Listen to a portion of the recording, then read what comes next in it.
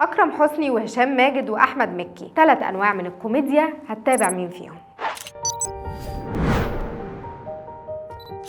بابا جه لأكرم حسني وبتشاركوا في البطولة نسرين أمين، ويمكن المسلسل ده من أكتر المسلسلات اللي طلع صور كتير لكواليس، ولكن من أهم الصور اللي ظهرت صور لكريم فهمي، وواضح كده إنه هيبقى ضيف شرف في المسلسل. أشغال شقة، وده أول مسلسل بطولة مطلقة لهشام ماجد في رمضان، والمسلسل تأليف شيرين دياب وخالد دياب، وهم نفسهم مؤلفين مسلسل تحت الوصاية. فالسنة دي بقى جايين لنا بعمل كوميدي، وده مش غريب بالذات لما تعرف إن خالد دياب مؤلف فيلم عسل اسود وبلبل حيران، فعلى قد ما عيطونا السنه اللي فاتت هيضحكونا السنه دي. الكبير قوي الجزء الثامن، الكبير وجوني وحزلقوم ومربوحه في جزء جديد. والحقيقه ان مسلسل الكبير قوي مر بابس اند داونز كتير، ويمكن كان الموسم السابع اكتر موسم انتقده الجمهور بسبب صريخ مربوحه، ولكن برومو الموسم الثامن نازل فيه تنوع اكتر. خلصت حلقتنا، واكتبوا لنا في الكومنتس ناوي تتابع ايه في رمضان، وكل سنه وانتم طيبين.